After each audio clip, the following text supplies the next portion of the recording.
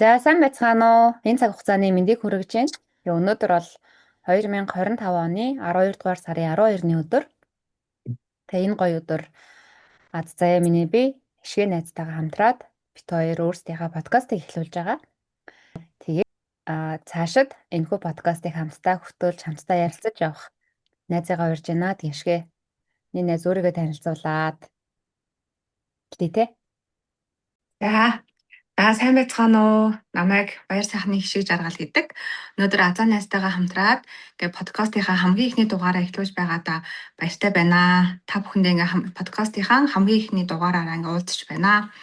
За би Солонгос улсад нөхөр хүүхдийн хамт ажиллаж амьдардаг. Миний хувьд болохоор өөрийгөө танилцуулъя тий. Намайг Азаа гэдэг. Би Солонгост ажиллаж амьдардаг нөхрийн хамтаар. Тэгээд хоёлаа ер нь үзэгчтэй, сонсогчтой илүү дэлгэрэнгүй өөрсдийнхээ тухай танилцуулаад ер нь эхний дугаар баг өөрсдийгөө танилцуулах дугаар явах юм шүү тий. Азаа гэж хийн, ишгэ гэж хийн, өнгөрсөн түүх туулсан юу юм гээд энэ талаасаа баг өөрсдийгөө хамгийн эхний дугаар баг өөрсдийгөө танилцуулсан дугаар болох юм байна дөө. За тэгээ ишгэ өөрийгөө бүр гоё илүү дэлгэрэнгүй танилцуулаад одоо Монгол жишээ нь ямар сургууль төгссөн ч гэдэг юм уу, ямар ажил хийж исэн ч гэдэг юм уу тий.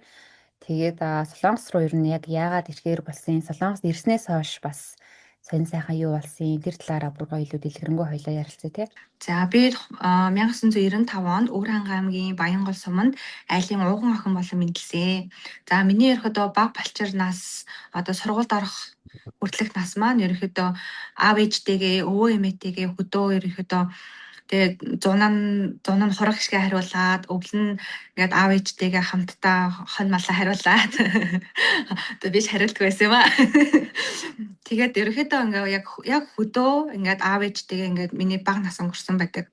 За нэгдүгээр ангинд одоо Өвөр Хангай аймгийнхаа Баянгол сумын ерөнхий боловсролын сургуультай хэлсээд ахлах анги хүртлээр одоо суралцаад төгссөн байгаа. За миний хувьд ерөөхдөө өөрийгөө одоо өсвөр насны төлөвшөл ерөөхдөө зан характер болохоор 12 дугаар ангид төгсөх хүртлээр ерөөхдөө маш хичээнгүй ерөөхдөө олон нийтийн үйл ажиллагаанд өөрийгөө ингэж оролцуулдаг одоо сургачийн зөвлөл тий сургуулаас болон ангиас зохион байгуулж байгаа үйл ажиллагаа энтрүүдэд өөрийгөө аль болох одоо нээлттэй байлгахыг өөрийгөө хөгжүүлж ингэж ирсэн байдаг. За их сургуультай ороод би болохоор Монгол Улсын их сургуулийг микробиологч мэрэгчлэр төгссөн. Яагаад энэ мэрэгчлийг сонгох болсон шалтгаан маань болохоор манай 10 жилийн сургуулийн биологийн багш маань хичээлээ маш гоё заадаг. Одоо нөгөө хүнд нэг хичээлээ энэ бүх зүйлийг ингээд хүрэгчхийсэн ойлгуулчихсан гэсэн сэтгэлтэй ингээд маш гоё багш байдаг байсан. Тэр багшигаа ингээд ямар сургууль төгссөн гэдгийг багшаасаа асуугаад Монгол Улсын их сургуулийг одоо амтан судлалын анги төгссөн. За ингээ ийм одоо ангиуд байдгаа гэдгийг нь мэдээд тэгээд тухайн үедээ болохоор манай үеэлэгч маань мөсийг ингээ төгссөн байсан. Тэгээд тэр хичээсээ ингээд энэ биологийн тэнхимд ямар мэрэгжил байдгийг бэ гэд хамгийн одоо эрэлттэй ирээдүйн мэрэгжил нь ямар мэрэгжил байдгийг хичээрээ судлуулад иш надаа ингээд за микробиологч ингээд биотехнологи ийм мэрэгжлүүд ингээд байт юм байна гэд хэлээд би тэр дундаасаа өөрийнхөө аль илүү сонирхож байгаагаа 10 дугаар анги дээр ирэхэд би өөрийнхөө сурах мэрэгжлээ тодорхойлсон юм. Тэгээд намайг болохоор манай өвөө эмээ аав ээж болохоор эмч бол гэж ирэхэд надад санал болгодог байсан. Гэхдээ ягаад ч надад химийн хичээлдээ болохоор сонирхолгүй химийн хичээлээ хийдэг байсан. Тэгээд ерөөхдөө одоо за энэ микробиологч мэрэгчлэр орохын тулд би математик болон биологийн хичээлээ бэлтэх хэрэгтэй маань гэдэг одоо яг тэргээрээ ингэж 12 дугаар ангид хүрчлэх одоо бэлтэж биологийн олимпиад ингээд 2 жил дараалал ингэж амигтаа ороод тэгээд яг конкурсаа өгөөд ингээд биологийн анги гэж авч ирсэн юм. Тэгээд биологийнхаа мөсийн биологийн анги аваад 2 жил суралцаад нөгөө дүнгээрээ чагсаагаад тэгээд микробиологч ангид ороод ингээд өөрийнхөө одоо чад бүхнээ дайшлаад суралцаа төгссөн байгаа. Монгол Улсын их сургуулийн биологч микробиологч мэрэгчлэр төгсөөд би эмийн үйлдвэрт ингээд ерөөд лабораторид шинжээчээр ажиллаж ороод эмийн үйлдвэрүүд дээр 7 жил дараалал тасралтгүй ингэж өөрийнхөө мэрэгчлэр ажилласан байгаа. За миний ингээд ерөөхдөө түүх болохоор юм байна. За Азаагаа өөрийгөө ингээд тэрнгүү гой танилцуулаад үзэгчтэй танилцуулаад өгөөч гэдэг. Тэна. Баярлалаа. Ишгээдээ баярлалаа. Үе нэ за чи эмийн юундаа 7 жил ажиллаж байсан юм уу?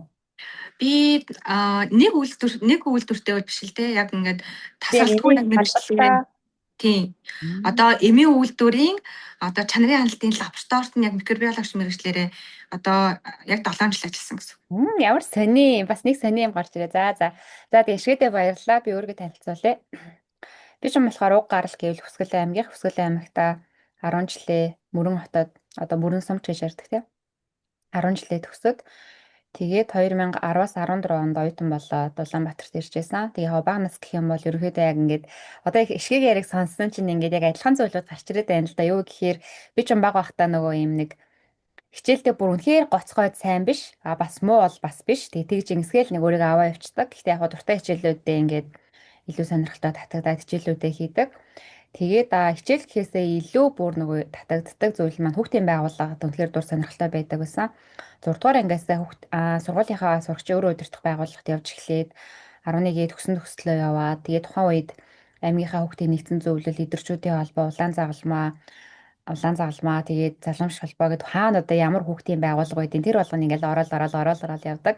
Гэхдээ бас яг хүүхдийн байгууллагатай үнэхээр цойлдог нөгөө тэргүүн мэргүүн удирддаг тушаалд бол биш зүгээр ингээл яг оролцоод явж яадаг тэр нь өөрөө надад гоё байдаг. Тийм л одоо дур сонирхолтой хүүхдийн байгууллагад хүүхдийн төлөө юм хий гэсэн нэг тийм хүсэл мөрөөдөлтөй тийм л хүүхэд байгаад сургуулаа төгссөн. Тэгээд ирээдүйд одоо сонгох мэрэгжлийн тухайн үед 8 дугаар ангидаа шийдвэр гараа сонгож ирсэн. Яагаад тэгэхээр манай аав тухайн үед бас банкнд ажилладаг байсан байхгүй. Тэгээ яг хичээлээ таарад нөгөө өдөр яг өглөө хичээл ороод өдөрт харахаар чинь хичээл харахаар чинь жоохон өлссөн л тардсан штэ.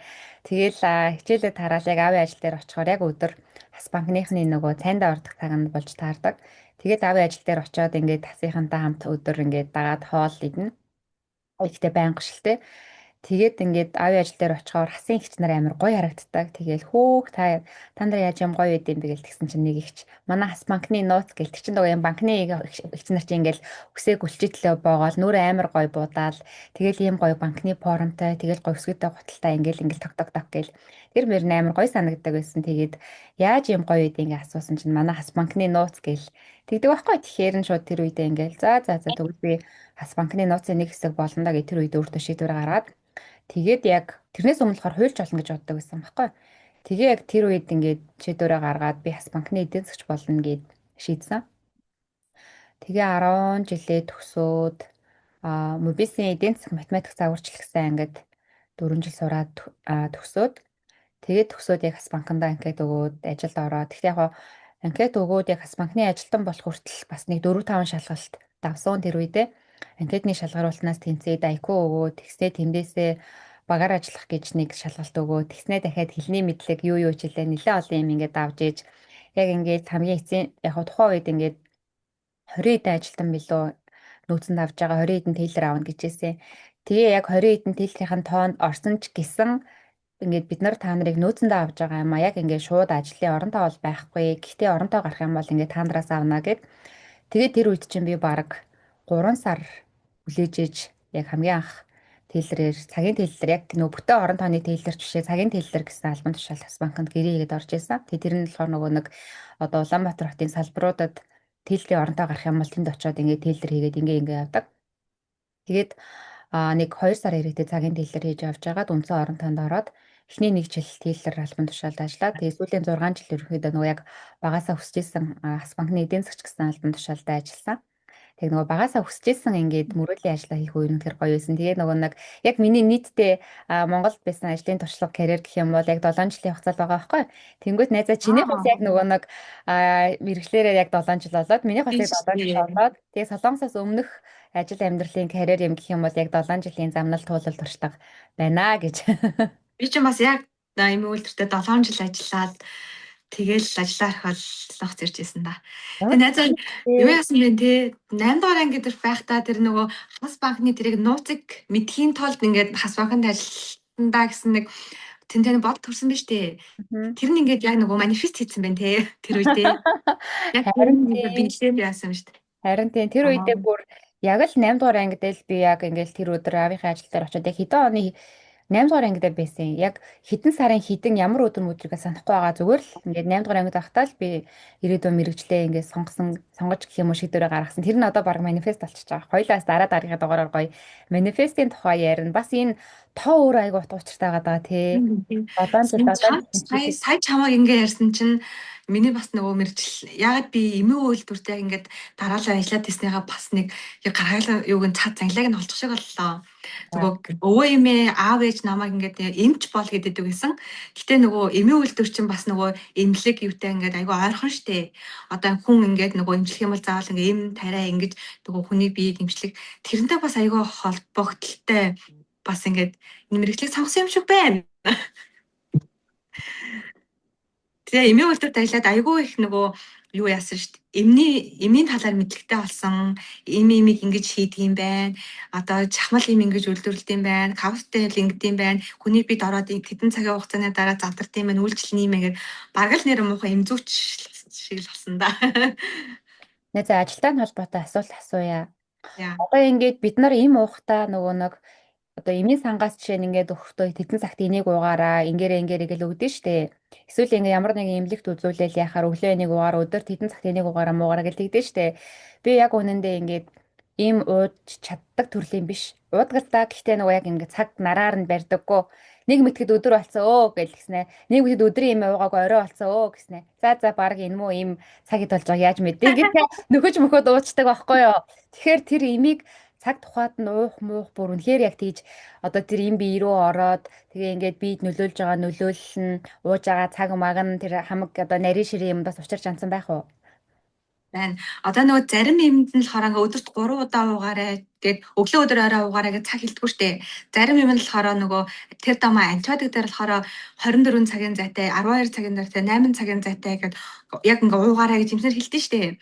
Тэр болохоор үнэхээр нөгөө юутай тэр яг цагийн ягаад гэх юм бол антибиотик чинь нөгөө бактери эсрэг одоо үйлчлэгээтэй штэ. Тэнгүүд бит бай орсон бактерийг устгахын тулд тэр имийг ууж байгаа. Тэнгүүд нөгөө бактери маань тухайн имэндээ одоо тэсвэртэй байгаад өөхөх хугацаа гэж байдаг байхгүй юу?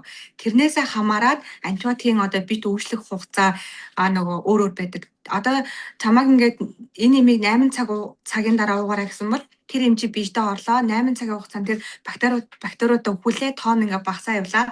Дараагийнхаа яг 8 цагийн дараа тэр бактериудаа муужирч авах хооронд нөгөө эмээ улаа бүр ингээд дарангуулж ингэ тусдагдаг байхгүй юу? Тэгвэл ингээд 8 цаг болсон нөгөө бактериуд маань ингээд одоо муужраад ингээд эмэндээ ингээд өвлөгтөд ирэхэд чи нөгөө эмээ авахаа болж штэ. Тэнгүүт нөгөө бактериуд чахаад тэр нөгөө эмэндээ тэсвэртэй болоод одоо нөгөө сүүлийн үед мутацид орох одоо антибиотик тэсвэртэй бактериуд гэдэг яриад байдаг штэ. Яг тэр үйл явц чи ерөөхдөө ингээд болдог. Назад ингээд эмээ ер нь хугацаанд нурахтай шүү. Баярлалаа. За баярлалаа. Ер нь манай ишгэ ягаад Солонгост ирэхээр болсон юм бэ? Солонгост одоо ирэх шийдвэр ч юм уу эсвэл яг тухайн үеийн байдлаар одоо ямар журмаар яаж гэдэг юм уу тий. Тэгээ Солонгост ирснээс хойшоос амьдралаа гоё ярьж өгөөч ээ.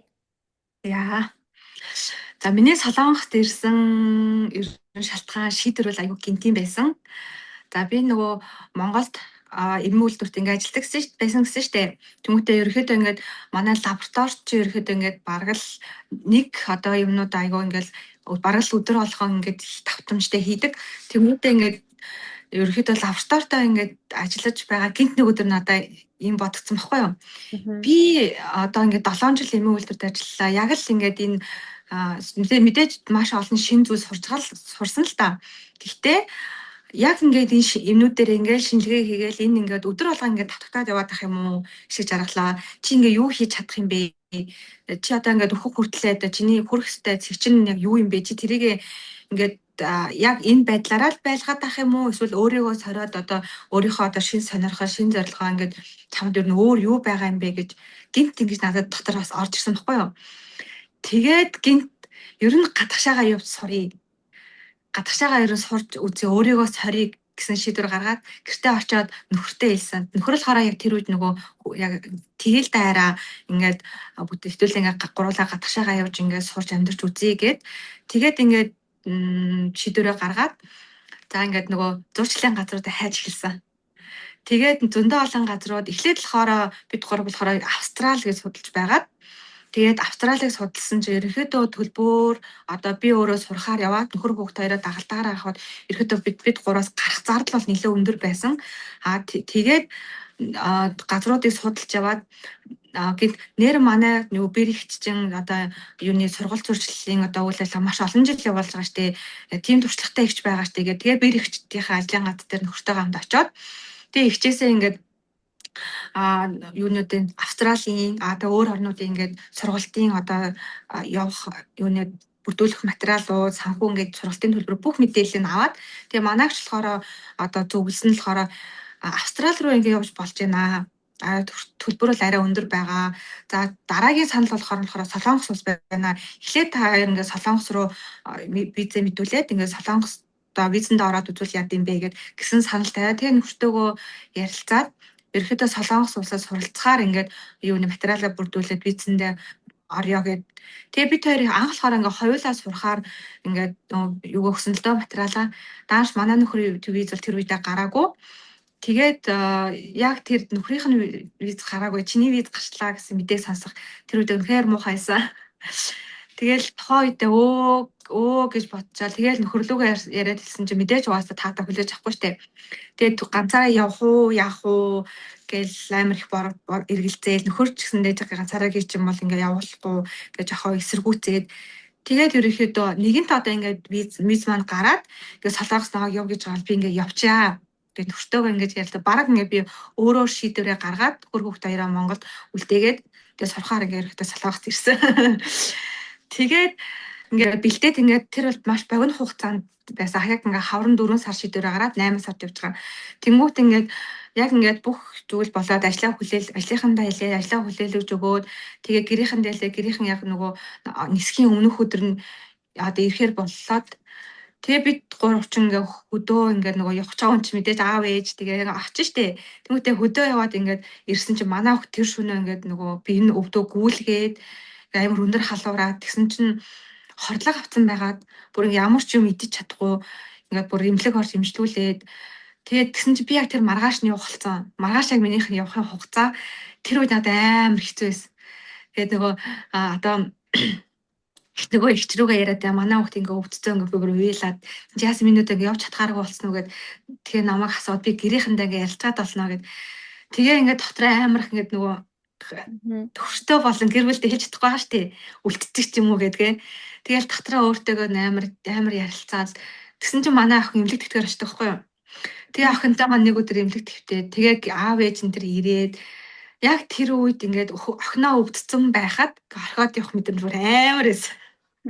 Одоо ботсон ч уйлах гэдэг. Тэгээд явахынхаа өмнөх өдөр нөгөө хүүхдийнхаа хөвцөн эмнэлгийнхаа эмчид ингээд үзүүлээд тэгээд нөгөө ингээ гарч болох уу би ингээ маргааш ингээ гадагшаага ингээ явах чамаа ингээ охинтойгоо ингээ нэг өдөр гэртээ байж хаад ингээ явах хүсэлтэй байна гэд. Тэгээ эмчтэй үзүүлсэн чинь нөгөө тэр чинь эмнэлэг чинь нөгөө нэг анх яг нөгөө амбалтаараа ирэхэд нь хүлээж авдаг эмчин хариуцсан эмчин шийдвэрээ гаргад юм байлаа штэ. Тэгээд яг тэр өдөр нөгөө өөр эмч байж тараад тэгээ нөгөө эмч рүүгээ уцаар ингэж ярьж мараад гарч болно хүүхд айгуу сайн болцсон байсан гэд. Тэгээ би тийч ингээ бөөм баяр эмнэлгээсээ гараа гэртээ очиод. Гэтэ нэг л сонирн байгаа юм чаа. Хүүхд ингээ өвдцэн ингээ явах гад байдаг.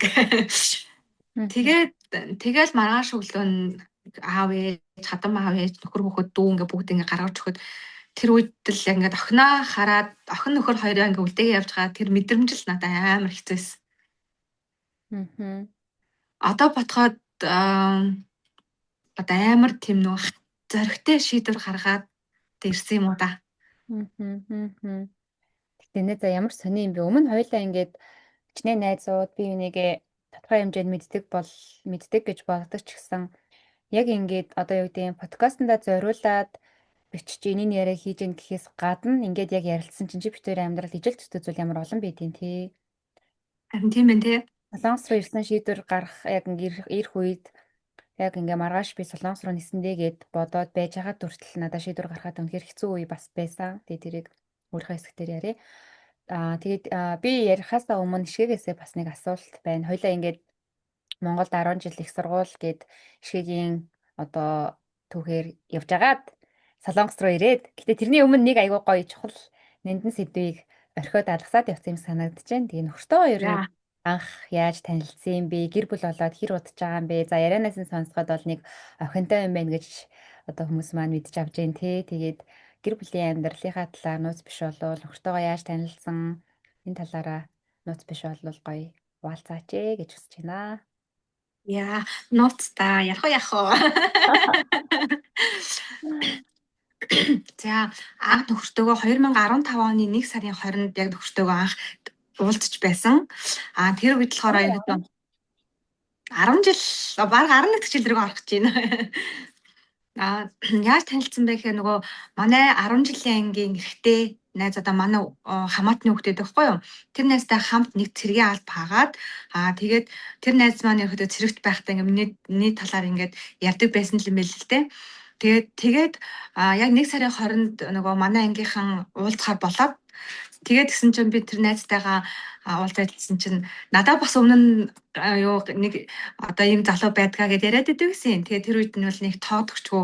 Тэгээд яг тэр өдөр ангийнхаа уулзахаар боллоо гэсэн чинь найз нь нөгөө нэг найзаагаа дуусчих уу гэж тэгж гин. Тэгэл тэр үед юм л өө тэгтэг гэл. Тэгээд тэгсэн чинь манай найз нөгөө дуусчихжээ. Бид хэд ингээ уулзаад каракод ороод тэг каракод ороо ингээ дуулаад сууж исэн чи хаалга тавшаа. Тэгээд нэг залуу ороод ирлээ. Тэгээд тэр үедээ штеп тоосонгүй тэгэл бүгдээр ингээл тэр чинь ингээ зөндөө олон охтууд исэн чаа. Охтууд тэгэхт манай ихтэй найзууд гээд тэгэл гар барайл ингээл бүгдээр нь одоо хинэн хшээ гэдэг нь чинь мэдэхгүй штэ. Тэгээд ингээд эхнээсээ ингээд гар бараа тэгээд танилцаад дуулаад тэгээд анх нөгөө манай нөхөр болохоор дуусан дуу сувлагч бүсгүй тэр дуу ингээд дуулаад тэгээд янгот ямар гоё хоолойтой, ямар гоё дуулт юм бэ гэж очоо. Маань хөрөлхөөрөө тэр үед аягүй сандарсан гэсэн нөгөө. Тэр чинь эрэгтэй хүн чинь бас мэдээж ингэ танилцсан учраас санаатай л ирсэн байгаа штэ. Тэгэл тэр үед болохоор бас нөгөө танилцсан түүх маань юу бид хэд ингээ тэр карактернаас гараа байжсэн чи өөр нэг эрэгтэй хүмүүстэй нэг жоохон маргалдах те манай ангийн залуучууд жоохон маргалдах юм болоод тэгээ жоохон нөгөө бас нэг өмөрөөд бас тэр чин зодон болж илаа. Тэгсэн чи би тэр үчим болохоор заа тэгэл зодоонуудаа ингээ хоорондоо муудалцаа зодтолтоо тэгэл явал л идтэй ингээ тэгсэн чинь нөгөө ихтэй болохоор шигчээ очиод ингээ аваад ирээ чавааг очих юм бол өгөнт чи аваад ирнэ гэ. Би тэг чин тэр үчээс их зантаа байгаа штэ. Югээл хэрэгтэй өнөө хараас ингээ явж идэв ингээ лай гэдэг. Үгүй чи яваад ирээ очиод дуудаад ирээ. Тэгээд нэг за очиод ингээ дуудаад ирээ очиод одоо ингээд юу манайхаа ингээд юу яах чана. Ингээд хамт явъя гэд. Тэгээд гисэн чад. Тэгээ айгаа хөөхөө яг өмнө үгэнд ороод тэгээд манай 10 жилийн анги гана гэд найд бид хоёрыг ингээ манай гэрт хөрөвчөчөө тэг явж ирсэн.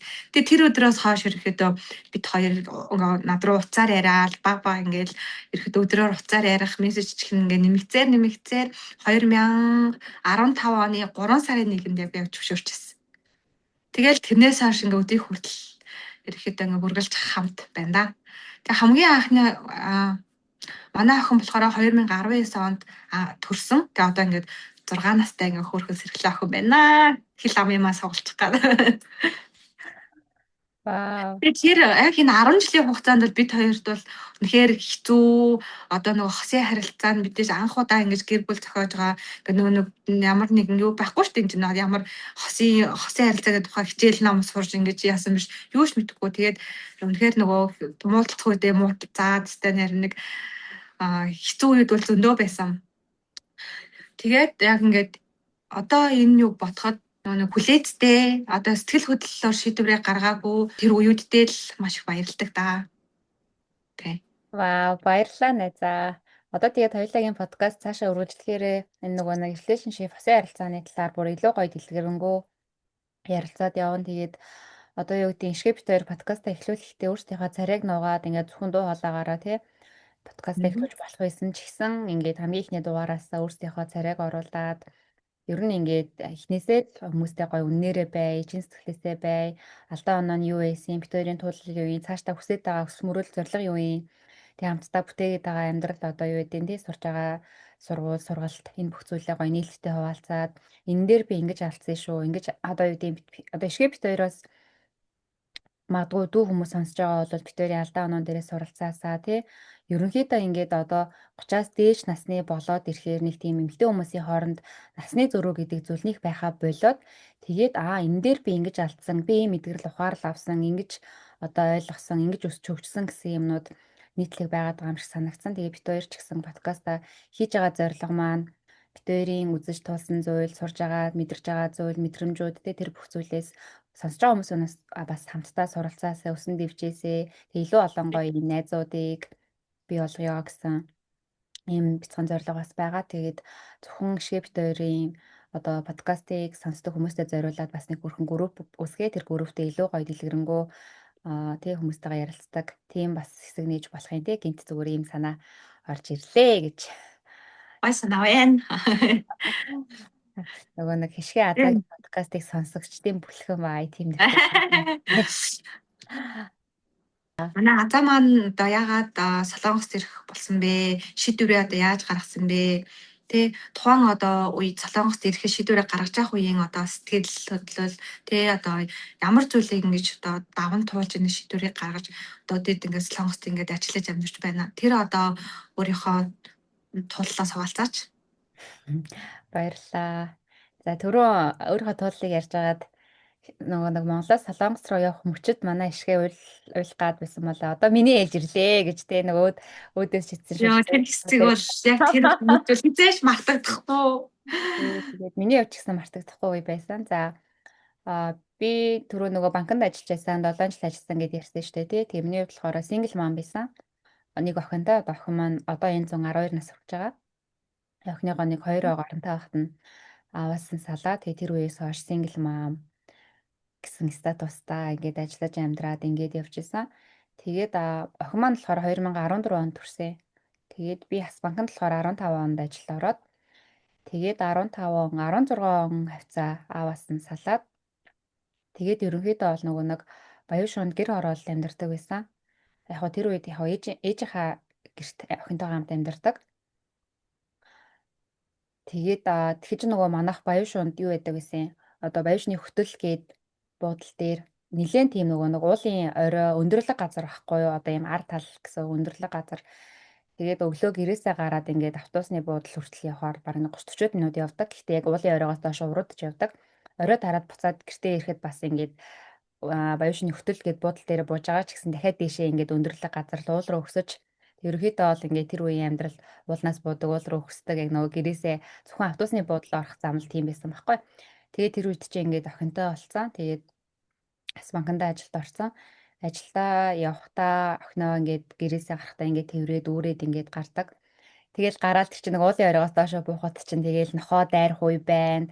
Дан ялангуяа цас орсон үед ингээд нөгөө нэг Монголын замууд ямар болчдөг вүлээ те тэр яг уулнаас бууж явах үед ингээд савж унах ч юм уу альтарж унах ч юм уу тийм үеуд байна. Дээрээс нь цасан шуургыг нэг уулын юм ар тал газар болохоор манай гэр тийм цасан шуурга гарах марах ч юм уу яг ингээд гэрээсээ гараад яхад хаалга хаагдахгүй цас ингээд салхи мэлх гарах.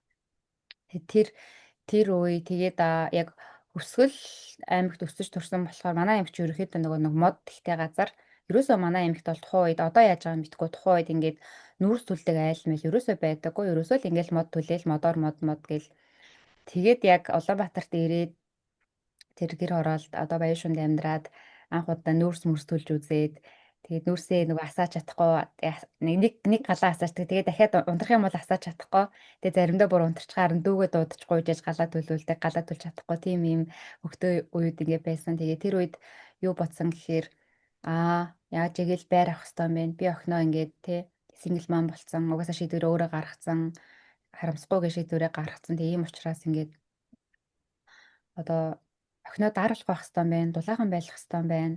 Тэнхийн тулд байрах хэрэгтэй юм байна гэж бодсон. Тэгээд 16 он, 17 он, 18 оны намар хүртэл байрныхаа урьдчилгааг цалингаасаа илүү гаргаад цуглуулсан. Тэгээ яг тухайн үеийн байдлаар тэр нөгөө нэг хашаа бишин гэд амьдарч байсан ээжээ.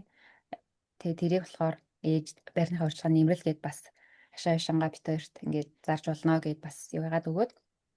Тэгээ 18 оны намар байраа авч исэн. Тэгээд байраа авсан чинь бас яг 9 сая төгрөг надад дутаад байрны урьдчилгаанд.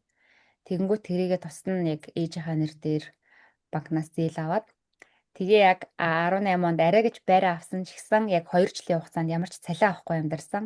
Эхний нэг цалингаа байрныхаа зээлэнд өгдөг. Сүүлийн цалингаа болохоор нөгөө ээжийнхаа нэр дээр давхар авсан ингээд зээлэндээ өгдөг. Ингэж яваад яг 18, 19 он миний амьдрал дуусчихж байгаа байхгүй. Тэгээ яг 20 он, 21 он болсон чинь нөгөө авсан байраа ингээд тохижуулахгүй бол бас болохгүй. Ерөөсөө л ингээд нэг хоосон л байр байгаад байгаа байхгүй. Тэгээд Тийм. нөгөө гэр хорооллоос байранд орж байгаа хүн чинь тухайн үед ингээд баг байранд шинэ байранд орж байгаа юм чинь бүх юмаа шинэ олгоно гэл ингээл амар гоё догтлол нөгөө гэр хороололт байсан буйдан бүх юмнуудаа ингээл үгүй шинэ юм аавна гэл баг зургтаа хүртэл орхиол ингээл юуж исэн байхгүй. Тэгээ яг 19 он 20 он ч юм болохоор ковид гарсан үе байсан. Тэгээ тэр үед ч гэсэн би бас л ингээд ийм санхүүгийн бас л нэлийн асуудалтай. Тэгсэн ирнэ ингээд байраа тохижуулна. За ингээд манай байр тухайн үед бас нэг хаалга жоохон онцгой байгаа гэсэн. Айгу юм нэмэлтхэн гадаах дуу мод сонсогддог. Тэгэд ингээд харагдах байдал ч гэсэн онцгой. Тэгээд ер нь бол өөдлөх айл үүднээсээ гэдэг хаалга ихлэ сольчий гээл 100 эд ороод хаалга аваад солиод тэгээ нэг хаалга худалдаж авсан хүнээрээ ирээд ингээд солиулсан чинь би ядчих хат хэмжээгээ буруу аваад очицсан. Хаалга Ийм. ажраас сольсон чинь дээдлэлт нь эдийн ирээний зай гарчтэй. Тэгээ нөгөө сольж өгж байгаа хүмүүс чинь ингээд сольчоод болцсон гэл ингээд яваад өгдөг. Тэгээ дээдлэлт нь ингээд хоосон зайтай ингээд нөгөө нэг коридорт хүмүүс явахаар яриан сонсогдоод хүмүүс ингээд коридор тамхи мамх ингээд татах юм бол тэр утаан шууд баг манайх руу орж ирээд байгаа юм чинь. Тэгээ бүгээр ингээд өвлийн хоёр зузаан цамцаа нөгөө хаалганыхаа завсар ингээд чихээд тэгээ сүүлдээ 2 3 хүн ингээд гуйж муугаад нэг шавар мавар янз янз юмар ингээд янзалж манзлаад тэрийг нэг битүүлээд тэгээ өрүүлжлүүлээд ингээд зурагтаа авч байгаа юм, буйдангаа авч байгаа юм. Тэгээ галтгооны тавилга тэгээд одоо угаалгын машин юу байд. Ер нь бол нөгөө нэг Монголд амьдарч байгаа ч Биш гэдэг юм. айлч хэрэгтэй Айл яг юу хэрэгтэй вэ? Тэр болгоныг ингээл бүр ингээд цалингаасаа тэгээ одоо юу гэдэг хөргөчөө аваад нэг 6 сар хувааж төлдөг ч юм уу. Зурагтаа аваад 6 сар хувааж төлдөг ч юм уу. Ингээд иймэрхүү байдлаар ингээд яваад байгаа байхгүй. Тэг яг хөө тэр үед манай аав ээж бас санхүүгийн хувьд тодорхой хэмжээний тусламж юм үзүүлдэг л байсан л да. Аавынхаа цалинг буухаар цалингаас нь аавна ээжээс бас ээж болохоор ажил хийдэггүй бизнес хийдэг гэсэн бизнесийн орлогоос нь бас хөөрхөн юм аваад тэгээл инээ дээрээ тэгжсэн. Тэгээд яг Солонгост ирэх үеэр би бараг 100 гаруй сая төгрөгийн зээлтэй болцсон байсан. Одоо нэг мэдсэн чинь ингээд нэг хүмүүс ярьдэн штэ тэ нэг мэдсэн чинь биш. тэр нь нөгөө байраа тогтруулах гад ингээд янз бүр болсон нэг амьдрчих гад одоо нэг одоо юу гэдэг нөгөө нэг амьдралын наад захын хэрэглээ, хэрэгцээ, анхан шатны хэрэглээ гэл ингээл би болох гол зүтгэж байгаа л царай юм л да. Тэгээд одоо ингээ эргээ ботхоор тэр үед би эмэгтэй хүн гэж ямар байдгийг баг мартцсан зөвөр нэг юм эрэгтэй хүн шиг л тэг энэ амьдралын төлөө охиноо даруулахгүй өсөхгүй юм байх хэвээр гэл тэгээд бас тэр үед чинь жинж нилээ нэмсэн харагдах байдал мэдл одоогийнхоос нилээ уртаа өгшин одоо тиймэрхүү чин нилээ нэмтгэж юм бас тийм харагддаг юм билээ штэ. Тиймэрхүү болцоо Шинэ нэмэхэд дагаад нөгөө биеийн биологийн нас маань дагаад нэмэгдээ явдаг тий. биологийн насмаас бүр тэггүй бүр байхгүй болсон баг. Бас нэг хажуугаар Тэнд ямар зоригтой шийдвэр гаргасан юм бэ? Тэ single mom байж ээж. тэгээд харин тийм ээ баярлалаа гэж хажуугаар нь бас нэг зүйл нь тэр үед манай ээж элгэний хорт авдартай байдаг байсан. Тэгээд ээж маань болохоор 2018 он хавцаагаас ерөөдөө онцлогдоод өмнө нь бол яг элгэний нөгөө одоо хатууралтай циррозтой гэж байдаг гэсэн. Ерөнхийдөө бол биеийн нэлийн өвддөг гэсэн юм бас нэлийн тийм хадайчин тийм юм бихтэй. Тэгээд 18 он 19 он хавцаа байхаа элгэний хортоо авдар гэж онцлогдож гарч ирээ. Тэгээ ерөөдөө хортоо авдартайгаа нэлийн 3 4 жил тэмцээд тэгээ яг 2022 оны хавар намар буюу намаг наашаа ирэх үеэр ээж маань нэлийн одоо элгэний хавдар нэлийн одоо хүндэрсэн. Тэгээд 22 оны 3 сард чинь манай ээж бишээ. Тэр чинь 21 оны намар баха элгэнийхаа бүр нөгөө 30%-ийг ахуулаад гэхдээ цаанаа 70% илэгтэй үлдчихэж байгаа ч гэсэн тэр нь өөрөө циррозтой. Тэгээ нөгөө илгэний хаалгаанд орохоор нөгөө ямар илэг авсан гэдгийг хүмүүст ингээ харуулт юм биш ар гэрийнхэнд нь. Тэгээ тэр үед би ингээд илгэний цирроз, илэг хатуурна гэж ямар амар байд юм амар зүйл байд юм бэ гэдгийг ингээд нүдэрээ яг харж байсан. Тэгээ бүр ингээд хатуурсан, мод шиг болцсон. Түүнээс чи илэг чинь ингээд ийм нэг зөөлхөн одоо юу байдیں۔ Биш. Тийм харагдаж штэ. Цэцгэнүр шиг. Тийм цэлцэгнүр шиг ингээд нөгөө нэг одоо бид нар хонь моны илгийг ингээд бацхаар шууд ингээд бяцраал ингээд штэ тийм биш бүр ингээд амар юм хатуурсан. Тэгээ дээрэс нь хавдар хэсгийг ингээд авсан гэж харуулж байгаа байхгүй юу. Хавдартай хэсэг нь бүр ингээд ийм нөгөө ногоо идэ ингээд болцсон. Тэгж харагддсан юм билээ. Тэгээ тэр үед би хавдар гэж хүний бид ийм юм үүсдэг юм байна. Илхний хатуурал гэж ингэдэм юм гэж тухайн үед ээжээгээ хаалгаанд орж хад харж ирсэн.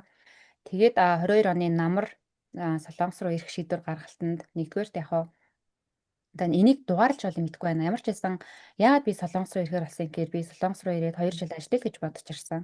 Ажлыг мөнгө олъё. Тэ Монголд ажиллаад байгаа амьдраад байгаа цалин тухайн үед чинь би гар дээр сая 5-600 мянга авдаг байсан. Тэгээд Монголтой харьцуулах юм бол Солонгосын цалин хамаагүй өндөр. Тэгээд сар ажлын уу байна уу хамаагүй Солонгос явъя ажлыг богино хугацаанд зээлээ дараа дахиад дээрээс нь ээжтэй эмчилгээнд нэмэр тус болъё гэсэн бодолтой байсан.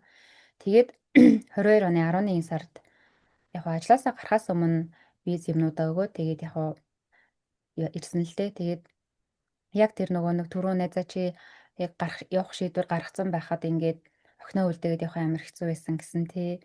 Тэгээд тэрэн дээр надад бас мэдэрсэн мэдрэмж авахгүй яагаад гэхээр миний охин 8 настай байсан. Би 8 настай охиныгоо үлдээгээд явна гэдэг надад үнэхээр хэцүү байсан. Дахиад давхар нэг одоо хэцүү ингээд яг ингээд маргааш хичнээн маргааш ингээд Солонгос явъя гэд бодсон тэр одоо нэг талаар тухайн үеийн байдлаар мөрөөдөжсэн мөрөөдөл маань биелсэн юм шиг боловч нөгөө талаараа ингээд ээжигээ орхиод явна гэдэг үнэхээр амар байсан. Би яг гэрээсээ гарахад ингээд тэгээ дахиад ойлгох нэ. Хаалга хаагаад гарахтаа Үнэсэтгэвэ. ээжтэйгээ уулзаж чадахгүй гэдгээ би мэдчихсэн. Тэгсэн хэрнээ би ингээд зориг гаргаад хаалга хаагаад гарч исэн. Тэр үе үнэхээр бүр амар хэцүү байдаг. Тэгээ яг манай одоо юу гэдэг ах トゥ хамаатан садан ингээд намайг ээжигээ боддгоо тий. Ингээд ганц охин нээж ээжигээ боддгоо хайрладгоо. Би нөхчтэй хахад орхиод явсан ч гэдэг юм уу. Тиймэрхүү өнцгөр магадгүй харсан, ярьсан тиймэрхүү зүйлүүд ч гэсэн ингээд байгаа. Гэхдээ яг миний хувьд гэх юм бол тэр шийдвэрийг гаргасандаа би харамсдаггүй.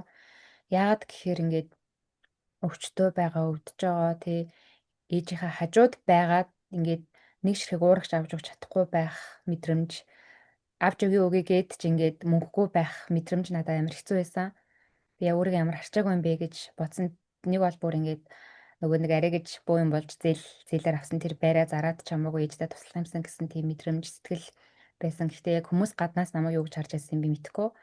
Тэгээ ямар ч сан тухайн үеийн байдлаар ингээд намайг өөрийгөө боддог тий ээжигээ боддгоо ээжигээ хайрладгоо ээжийнхээ ач тусыг хариулдаггүй гэсэн өнцгөр хүмүүс хараад дүгнж хэлжсэн. Тэгээ тэр үеийг сонсон дуулсан ч гэсэн надад тэр зүгээр хамаагүй би яг бодож байгаа зүйлээ хийнэ гэж өргөжлүүлээ явчихсан. Тэгээ ямар ч гэсэн ээжигээ үлдээгээд охиныгоо үлдээгээд тэгээд ааваараа нисгтэр гаргуулад Солонгост ирсэн байдгийн.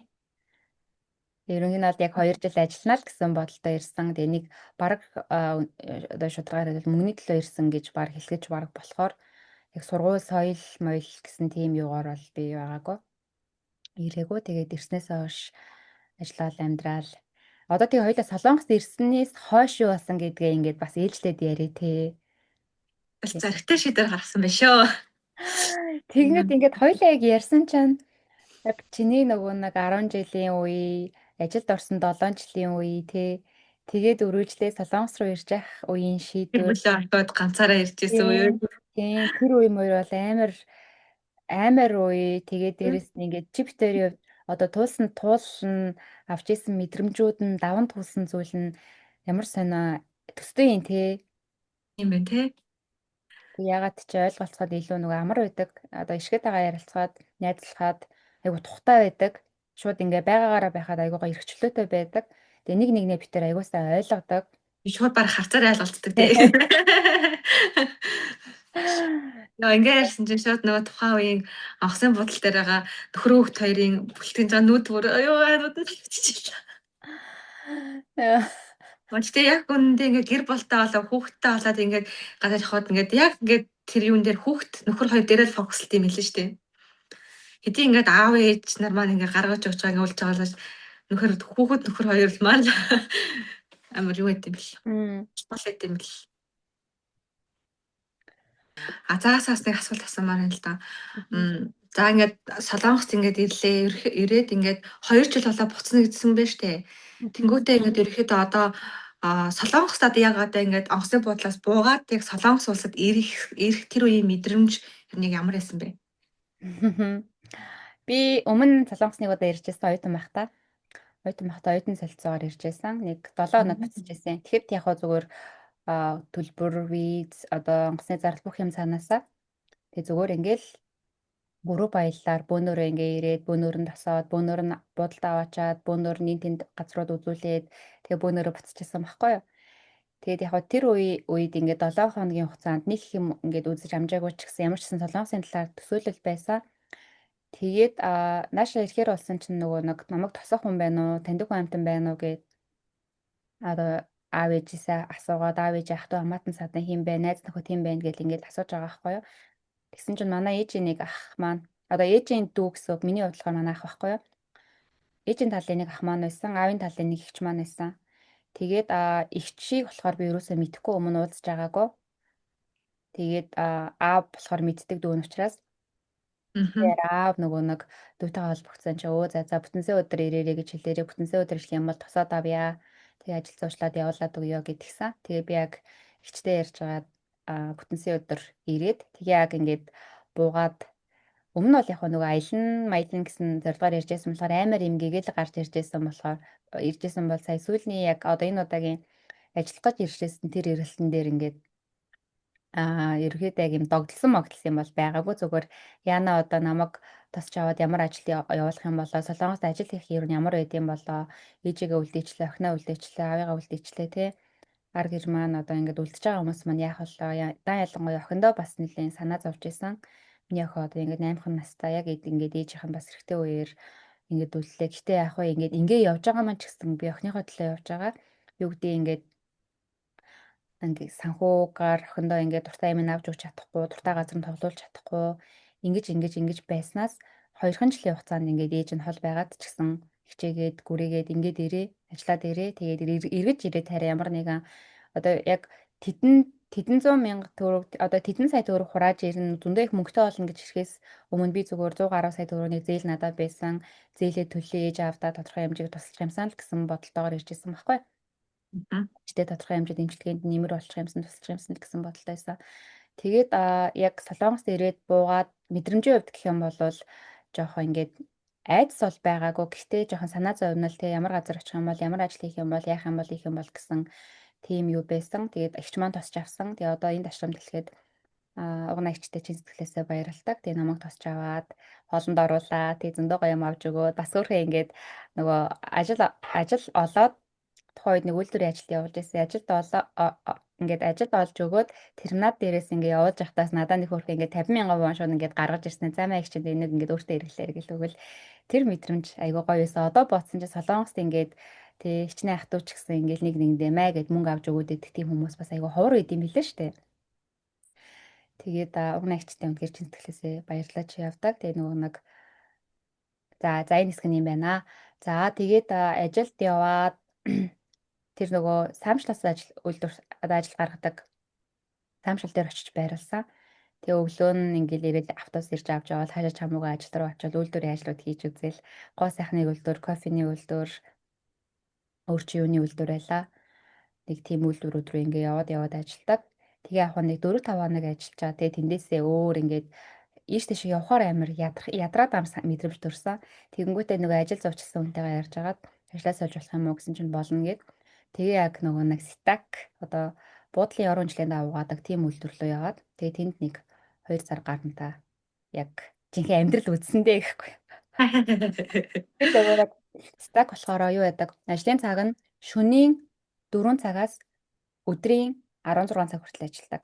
Бүтэн 12 цаг ажилладаг. Гэхдээ шөнө 3:50 гэж босоод 4-гээд ажилдаа ороод ингээд ажиллаа хийж байгаа ч гэсэн бүтэн 12 цаг ажиллаад өдрийн 4 цагт ажил нь дуустдаггүй. Нөгөө буудлын уран жилийн даваа болохоор ингээд тэр их ачаалттай байна. Тэрнээсээ хамаараа тэр одоо байгаа уран жилийн даваагаа бүгдийг нь угааж дуусчааж амардаг. Тэгэнгүүт өдрийн 4-өөс хойш болохоор дандаа илүү цаг хийгээ явчихдаг. Тэгээ заримдаа бүр илүү цагаан 4 5 цаг хийн. Өдрийн 4 цаг дуусах ёстой хатал орой ингээд 8 9 үед ажлууд их хвчлэн дуусна. Тэнгүүтээ 8 9-ийг дуусж байгаа юм чинь дөнгөж дуусаад л сусандаа орчоод хоолоо идүүл идэл шууд ингээд унтаал дахиад шүн ингээд дөрөв гэж босоод ингээд тиймэрхүү амьдралын юм маягта 2 сар гарan болсон хамгийн ихний бүр ингээд эхний тэр нэг 2 3 хоногийн үйлдвэрийн ажлыг бол ажилт гэж тооцох хамгийн ихний ажил бол тэр байсан. Тэндээсээ хойш Чанга ажилд орсон байна шүү дээ. одоо нөгөө хүмүүс ярьдэн штэ алуурын ажил гэж ярьдэн штэ тий. Тийм шүү дээ. Гэтэ ах вэ тэр үе тэгээд ажиллаж мэдэхгүй юу ч хийл босч мэдэхгүй юу ч байхгүй үн тэгэл тийм ажил баг олцсон дээдийн заа юм аашаа. Яг го тэр үед санхүүгийн ингээд хэрэгтэй, төмөн хэрэгтэй тэр үед тийм ажил олдоод хийсэнд ч гэсэн ингээд талархдаг. Гэтэ үнэхээр хэцүү ажлын явдал хэцүү ажил, чанга ажлын явдал чанга ажил байсан. Тэгээд 2 сар гарan тэндээ ажиллажаа. Тэгээ өргөжлүүлээд Шигдаан одоо далайн холны Шигдаанд 8-9 сар ажилласан. Тэгээд цаг нь бол гайгүй өглөө 9-өөс орой 9 хүртэл ажилладаг.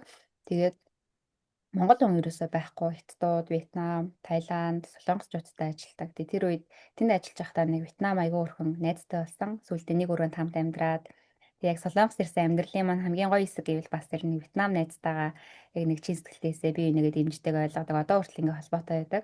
Хил усаа нэвтрэлцэхгүй ер нь нэг тийм сэтгэлээрээ ойлголцдог тийм. Одоо тэр найз маань болохоор Вьетнам буцсан. Монголд очих юм бол тэр Монголд ирэх байх. Би Монголд очих юм бол би Вьетнам руу найзтайгаа уулзах гад бас явах байх. Тэр үеийг бас тэгсэн ядуу хүлээж байгаа. Тэгээд өргөжлүүлээд бас нэг зүйл гэх юм бол 22 оны 11 сард ирчээд 23 оны 5 сарын 19-нд буюу яг ирснээс хойш нэг 6-7 сарын дараа манай ээж маань нас орсон. Буюу намайг нөгөө нэг одоо Шигдаанд ажиллаж байх үед ямар ч монгол хүн байхгүй ганцаараа ингээд ажилладаг нэг одоо Монголоос өөр орны Хятад, Вьетнам, Таиланд, Солонгос найзуудтайгаа ах эгч нар одоо хамт олонтойгоо байх үед ээж маань бурхан болж исэн. Нас орж исэн. Тэгээд аа ер нь бол Монголоос гарахтаа л ээжтэйгээ уулзах чадахгүй байх гэдгийг бол хүлээн зөвшөөрсөн гарсан сэтгэл зүгээ ерөнхийдөө бэлтжижсэн хоног хугацаа өнгөрөх тусам ээжээ маань би муудажсэн гэх юм уу те. Одоо ингээд тусаар ярахад хүртэл ингээд царай нүүр болоод тэгчнээ гаднаа би гайгүй тоохгүй байгаа юм шиг ингээл өө ээж юу байна мэн өө царайч ястаа гоё ээж тийм маш тэгээд ингээд юу ч болоогүй юм шиг ярьж байгаа ч гэсэн цаанаа бол ингээл за ээж маань те ер нь л утахгүй болж энэ да би энэ муудаж энэ да ийм дээ тийм дээ гэсэн тэр мэдрэмжүүдийг авч байсан. Тэгээд хүний нутагт яваа гав ганцаараа байж байгаа ээжигээ алдах мэдрэмж бол үнэхээр одоо амар гэвэл амар байсан. Гэхдээ нэг талдаа сэтгэл зүй бэлтгэлтэй байсан болохоор тухайн цаг мөчийг бол даваад гарсан. Тэгээд тэр үед өөрийгөө зоригжуулж исэн ч гэдэг юм уу. Нэг зүйл нь болохоор нөгөө Солонгос ирснээс хойш ингээд харьцангуй би ээжтэй туталт ээжтэй ингээд бага хэмжээнд ч ингээд тусалж чадаад байсан. Одоо шинэ ингээд манай ээж гадуур явж байгаад өөртөө таалагдсан тий. Өө миний охин энэ гоё байна гэл тэнгууд оо за за ээж хэд гэж байгаа. За за шилжүүлчихье. За тгийгэл тэгэл ингээд нэг өмнөд би ээжтэй зориулаад хүсэж байгаа юм авч өгч чадахгүй байгаад байсан. Одоо ажилд ороод ингээд ээж аавдаа тусалдаг тийм юм болондоо гэж бодсон ч гэсэн яг ажилд орсон ч гэсэн оюутан байгаад их сургуулаа төгсөөд ажилд орсон ч гэсэн яг л нөгөө нэг хангалттайгаар ингээд нэг тийм санхүүгийн эрхчлөөнд хүрсэн биш. Өө за мэж энийг аваад өгөөд тэгж болж чадахгүй байгаадсан яг л нөгөө нэг за байрны урьдчилгаа цуглуулах хэрэгтэй юм байна. За байраа авах хэрэгтэй юм байна. За одоо зээлэд төлөх хэрэгтэй юм байна. За одоо байраа тохижуулах хэрэгтэй юм байна гэл ингээл өөрийнхөө хэрэгцээнээс илүү гарч чадахгүй. Тэгээд Солонгост ирсэн ээжигээ алдхаас одоо тэнгэр дэвшүүлээс өмнөх тэр нэг 6-7 сар бол миний хувьд үнэхээр яг миний л хувьд штэ бус хүмүүс юу гэж харж яаж үнэлэхийг би мэдэхгүй. Гэхдээ миний хувьд болохоор ингээд нэг тийм өөрөөрөө одоо бахархах гэж хэлэхгүй л дээ. Гэхдээ ямар ч хэлсэн нэг тийм ээжигээ алдах мөчөд тий ээжигээ явуулах мөчөд нэг тийм тайван байсан би. Ямар ч хэлсэн тодорхой хэмжээний ингээд зүйлүүд хийцэн. Тэгээд ээждээ зориулаад бас нэг хэд хэдэн удаа ингээд карго энтер бас хөрхөн явуулсан тий. Тэгээ тэр үед чинь энэ Солонгос нөгөө нэг одоо гайгүй дэлгүүр нь хаана юу байдгийг ч мэдэхгүй. Би баг ёгийн доотлол мотлын дэлгүүрээ л хоо ямар гоё дэлгүүр вэ гэж бодоод тэндээс чи ингээд нэг танаад идэв нэг юм цагаан макс ахуу ээж тааруулсан чинь ямар гоё юм гэсэн чи хөөх ямар гоё ингээл ахуу гээл авъя гээл. Тэгээ манай ээж малгаанд амар дуртай. Ёгийн доотлол мотл явж байгаад малгай энтер таарлах юм бол ингээл аваад яаж бод. Тийм. Тэгээ бас нэг сони юм ярил манай ээж чинь 5 сарын 19-нд нас орсон байхгүй юу. Тэгээд би нэг 3 сарын сүүлээр байна уу за 4 сарын ихэр ч юм уу яг нас орохоос нэг сар марын өмнө ээжтэй нэг агаарын карго явуулсан юм. Тэгээд зөвөр би тэрийг мэдгүй л яасан баггүй юу. Солонгосын жимснүүд айгуу гоё амттай Монголыг отоход тэгээд ээжтэй ингээд солонгосын гоё жимсийг амсаж үзээсэй гэж би бодсон. Тэгээд жимс олгоноос нэг ширхгийг хийгээд тэгээд нөгөө нэг тэр үед чинь би Шигданаас ээж тийшээ явж ч мэддэггүй байсан болохоор шиг карго илүү ямар карго илүү тийм карго руу ингээд тэгбэгээр явуулаад тэгээд агаарын тэгээ ингээд надад асууж байгаа хгүй ямар ачаа вэ дотор нь юу байгаа вэ гэхээр ингээд жоохон хувцсч ихээр жимс байгаа ингээ агаарын ачаа гэдгсэн чинь нөгөө шиг карго чинь өө жимс агаараар явуулж болохгүй штэ гэдгийг би тэрийг мэдгүй өө яа тийм үү гээл тэгээд тэгсэн чинь за тэгвэл та хэд юу ачих вэ задлаа тэр жимсүүдийг аваад буцаагаад ингээд скотчтой тэгээ явуулчих уу гэсэн чи бид нар хүний ачааг задлахгүй гэдэг байхгүй. Тэгээ Аха. буцаад над руу тэрийгэ тэгбэтэх болдог байхгүй. Тэгээ тэр нь иргэсээрээ л хит хоноод амралтын өдөр мөдөр бас дайрсан юм аа. Тэгээ ирээд тэгэнгүүт нь би тэрийг доторх жимснүүдээ аваад буцаад ингээд нөгөө юуруугаа шиг каргоргоо тэгбэдэд тэгээд тэгсэн чинь ягаад чи буцаад агаар дүүх гэсэн чинь нэг тийм газрын ачаанд өгмөр санагдаад тэгээ Аха. агаар юм уу юу юм гэхээр нь би экспресс гэдэг тэгээ газрын ачаанд хийгээд тэгээ тэр нь очих гэж баг 20 тонж байгаа байхгүй юу. Уг нь бол нэг 10 тоноод очичтэй штэ. Тийш. Тэгсэн чи яг тэр ачаа 20 тоноод тэгээд нэг сони юм нь манай ээж тэр ачааг хүлээгээл байгаадсан. Нөгөө каргон хизээ ирэх бол гэд.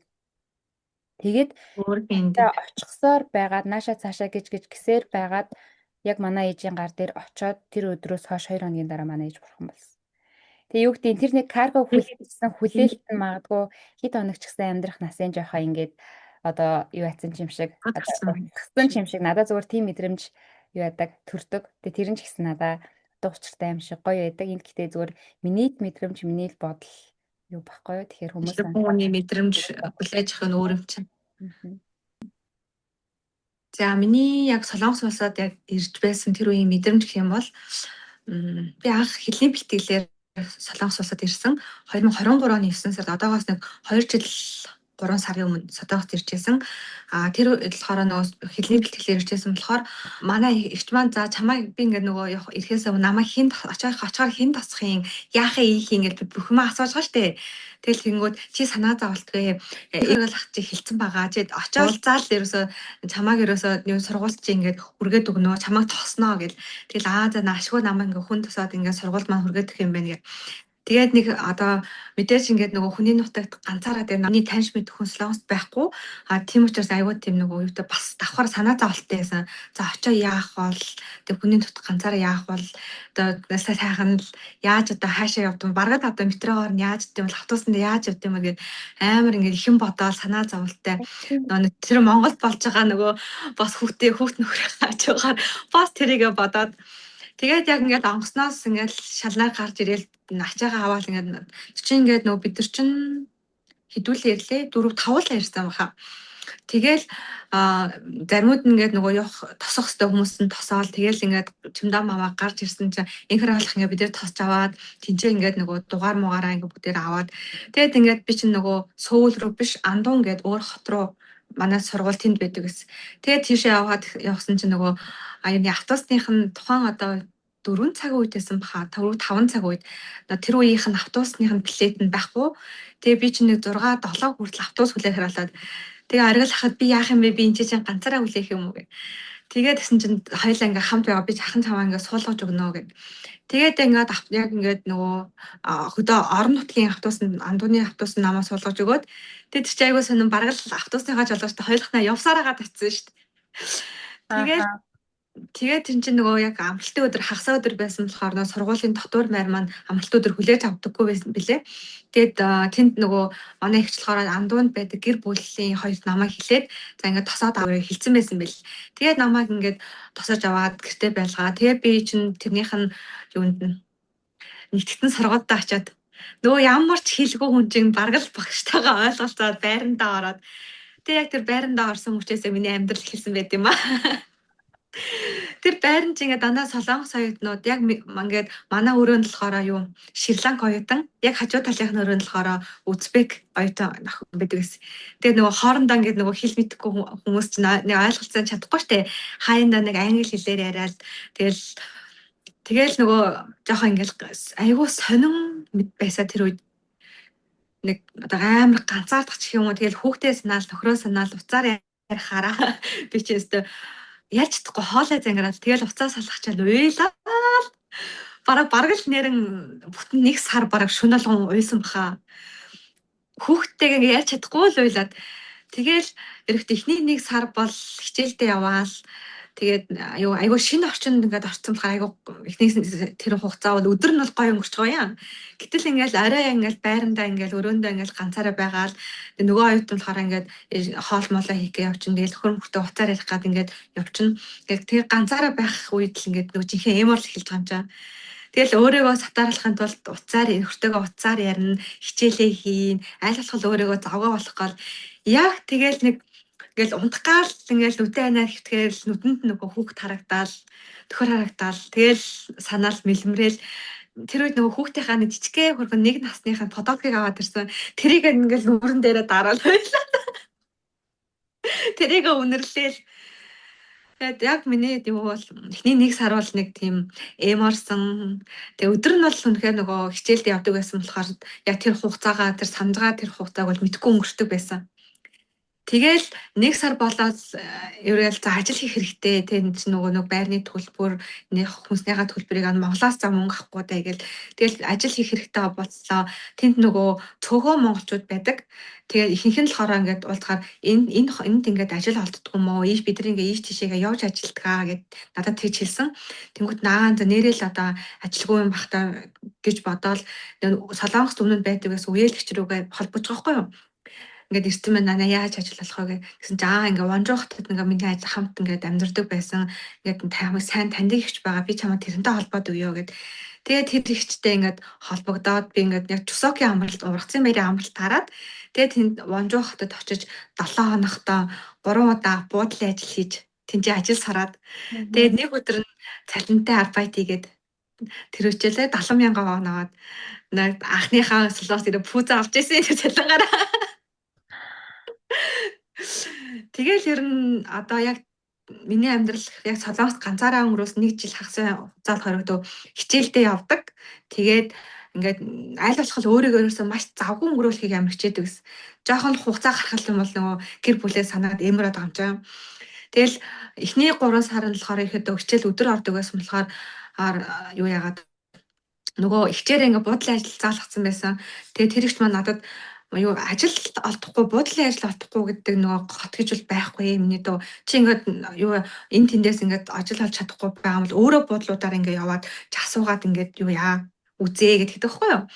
Тэгээд амралт тэр ургацын баярын амралт усаад Андуу хоттой ирээд тэг өглөө 9 тосоод манай байр яаж захт нөгөө орой 11 гэж хойжлоод өглөө 6-аас хаалга онгоодог. Тэгэл өглөө 5 гэж босоод хамаг юмаа бэлдээд нөгөө ажил гаргадаг саамшлаад идэв штэ. Саамшил болоод за хаашаач ямар ч ажил руу явж магадгүй бол өрөвчөө бэлдээл нөгөө өнөн тэр нэг андаад байсан хоёр хасаасаа юу тасаад байхгүй юу? Ямар юуны саамшлаад ингээд тэгээд заалгаж байгаа нөгөөд очсон ч баах эрэгтэй хүмүүс. Тэр дунд ганцхан эмэгтэй хүн байна. Тэгэл ширээн дээр очиод суулаа. Намайг ерөөсө тоохгүй ингээл тойрол хүмүүс рүү ингээл ажил хуваарлал ингээл яваалах юм. Тэгээд намайг ерөөсө тоохгүй байна. Тэнгүүт нь нөгөө очиж уулзаа би ингээд гадаад оюутан байгаамаа ингээд надад ингээд юу байгаа юу? Ажиллах ингээд юу шитааны ажил юм байгаа юу гэсэн чинь өнөөдөр л ажил байхгүй чи дугаараа үлдээч гэ. Тэгээд дугаараа үлдээчээд нөгөө жоохон сэтгэл санаа ажил олсонгүй гэд. Тэгээ нэг жоохон юутэй гонсуухан гэд юуруугаа байрлуугаа алхаж байгаа хоорондоо нээр нөгөө буудлуудаар ороод үзвэл яадгийн гэж гинт талгаад орж ирээ. Тэгэл за хаа юм буудлын ингээл бүднэрүү ингээл ороод яваад хинт нь ерөөсөө нөгөө өвгтэй авахч юун дээр ресепшн байхгүй. Тэгэл нөгөө дугаарууд байдаг ш нэрээ хуцаад тэр дугаар руу ингээ мессежжэл яваадсан заяа. Тэгэл нилээ олон евро буудлын руу орж асуусан чи нэг юуны нөгөө ресепшн байна шүү. Араал хэлдэм байгаад ингээд альбайт байгаа юм хэлж чадахгүй тэр үедээ. Одоо бодоход тэгээ наваа тэгээ тэр ойлгоод за наашаа ингээ ороод ирэгээд чи хаанахаа хүүхдийн яад идэг өмнө мэдээлэл аваад тэгээ бүр заримдаа ойлгохгүй болохоор бүр Google Translate-ээр орчуулж ойлголцоод тэгээ тэнд ингээд анх ингээд ажиллаад тэгээд дараа нь тэнцээний ажиллаад ингээд намайг чи ингээ айгуу сайн ажилт юм байна тэргээд дараа ингээ ажил байл хэлнэ гэ миний ингээд өнөө хичээлийн цаг хуваарийг бичээд аваад үлдэх байхгүй юу. Тэгээд дараа нь 4-5 хоногийн дараа хичээлээгээ сууж байсан чинь миний уцас дугаартын авсан чинь солонгос хүн байна. Чи маргааш 10 цагт ирээд ажиллаж чадахгүй ингээ буудлын ажиллагаа мэй гэж яах шиг л байна. Тэгэл 10 цаг гэдгийг айлгаад за гээл тэгэл над руу хас давхар тэр нөгөө мессежээр явуулдаг байхгүй юу. Тэгэл мессежийн тэр чинь бас зөвч ойлгосон юм бурууч ойлгосон Google Translate-ээр бас давхар орчуулад байгаа юм ба. Тэгэл маргааш нь тэр газар очиод тэгээд нөгөө би ч нэг аягүй тийм нөгөө юутэй юмаа ингээ шин сэтгэлээсээ хийдэг. Тэгээ аягүй жоохон хурдан ер нь бол хурдан гартай гэх юм уу. Ээжигээ дураагаад тэгээд нөгөө тэр хүн аягүй таалагдсан юм бэл. Чи хэдэн удаан буудлаа хийж үтсэн бэ? Хаана ажиллаж байсан бэ? Надад аягүй их юм асуугаад би 2 удаа хийж үтсээ гэсчээд гайхаад тэгээл маргаашаас нь яг тэр буудалд ингээд захирлан дуудаад чи ингээд хугацаанууд чи ямар байд юм бэ? Надаа ингээд л манад ингээд байнгаар ажиллаа гэд. Тэгээ миний ингээд гараад хийж хэлсэн байдیں۔ Вау. Тэгэл тэгэл ерөөсөө дараагийнхаа 12 сараас нэхлээл өглөө 9-оос 1-ийн хооронд хичээлд яваад 1:30 хичээлээ тарангуутаа шууд байрлалгаа гүгээл оройны бэлцээ хоол байна уу юу вэ хоолоо халаад идчихэл 1:30 гээл будалтай ажиллаад оройн тарж ирээд хичээлээ хийгээл унтаал миний амьдралын циклээ тийл өнгөрсөндөө. Сүүлдээ тэгээ арай гайгүй хил арай гайгүй болоод хагас 5 дахь хагасаа бууцсан сая давхар пицца чигний газар ажиллаад тэгэл яг ингээд яг нөхөр хүүхд хоёрыгаа ирэхгээ тэр хугацаа хөтөлбөр өөрийгөө аяйгуу завгүй байлгах гэсэн. Өөртөө цаг ерөөсөө дэмий цаг ерөөсөө өгөхгүй. Өхөл юм бол эморол үлчих гал. Тэгээ Вау. давхар ингээд ботход яг тэр үед ингээд ажилтаа ингээд сураад ингээд завгүй байхад холын харилцаа бол үнэхээр чанга юм бил. Тэр үед ингээ мууталцсан, ойлголцсон тэр болгон дээр ингээд нөгөө за би ингээд нөхөр хүүхдээ орхио явсан шүү дээ. Би л энэ шийдвэрийг ингээд бараг л ингээд түлхөө ингээд нөгөө шийдэмгээ гаргаад орхиод ирсэн шүү дээ. Би л одоо энэ дээр ингээд төвчээртэй байхгүй бол энэ харилцаа ингээд бүр харилцаа ингээд дуусгаар байна штэ гэл тэгэл мэдээж ингээд тэнд нөгөө нөхөр маань Солонгост өмнө нь ирж байгааг учраас нөгөө яг ингээд миний ингээд бүх зүг мэдхгүй штэ би тэр бүх олон тэр болгоныгаа хилдэггүй байсан айгуу сонин мэдээж ингээд бүх ингээд процессаа ингээд бүр 24 цагт юу хийж байгааг ингээд хилдэг байсан бол намайг маш сайн ойлгох байсан байлээ. Тэр хилдэггүй байсан болохоор миний амар том алдаа. Хэлэхгүй тэгэл нөгөө үйл ойлголцол зөндөө гарна.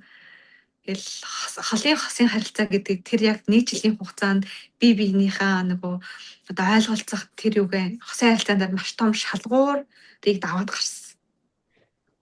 Вау, баяр хүргэе найзаа. Ямар гоё юм бэ? Бүр ажил олдохгүй байхгүй гэсэн газраас өөрөө ирж хасараад ажил олоод авсан байна шүү дээ. Тэгэл одоо өөрөө л ирэхгээл ингээ өөрийгөө ингээ шинэ юм сарих гээд ирсэн юм чинь чадчил таараа, байж л таараа яаж иж гал болгоно гэл. Тэр үед бас л өөртөө айгуу тийм хатуу юу гаадаг гэсэн. Тондог байсан гэх юм уу. Вау. Баярлалаа найзаа. Баяр хүргье. Бахархаж шүү бас найзаараа. Тэгээд дараагийнхаа гоё дугаараар холын хосын харилцааны тухай тий. Тэгээ би бас магадгүй single mom байсан үеийн одоо сайхан муухай зүйлч гэдэг юм уу. Ер нь ингээл зүгээр хоёлаа өөрсөндөө байгаа туулсан тулалд туршлагаа хүмүүстэй гоё ингээд нэг нөгөөгээр хуваалцаад ярилцаад ингээд явъя гэж бодож байна тий. Дээс нөгөө скептэрийн одоо ойлголцоод байдаг одоо энергийн хэлбэлзэл яг магадгүй ижил төстөө юм шиг тий айгүй ингээд юмыг харж байгаа өнцөг үзэж харж байгаа тулж байгаа авж байгаа хичээл сургалтууд ч гэсэн ингээд яг л давхцаад тий адилхан багш шиг сонгоод нэг сургалтанд орсон байх жишээ нэж гэдэг юм уу. Тэгэхээр ингээд бүр цаашдаа яриад ах юм бол чиптерээс сэдв бол үнэхээр дуусахгүй зүгээр гоё. Харин тэр одоо ярихыг хүссэн бүх зүйлсээ яаж гоё зохицуулж дистаратаагаарч гэдэг юм уу хүмүүстэй гоё ойлгомжтойгоорч гэдэг юм уу ингэж яах вэ гэдгээл анхаарах юм болов гэсэн тийм бодол надад орж ирж байна. Тэгээд хамгийн ихний дугаар бас айгүй гоё байлаа. Өөрсдөө танилцуулна гэдээ хэлсэн чинь бүр илүү гүн юм руу ороод явчлаа. Гэхдээ үнэхээр гоё байна. Хэлж байгаадаа баяртай. За тэгээ хоёлаа өнөөдөр анхныхаа дугаарыг энэ хүгээд өндөрлөе те. Бид хоёрын подкастыг энэ хүртэл сонссон та бүхэндээ маш их баярлалаа. Дараагийнхаа дугаараар маш одоо сонирхолтой гоё одоо сэдвүүдээр уулзах болно. Дараагийн дугаар хүртэл баяртай. Баяртай. Хамт ярилцсан ашигтай баярлалаа. Баярлалаа. Баярлалаа.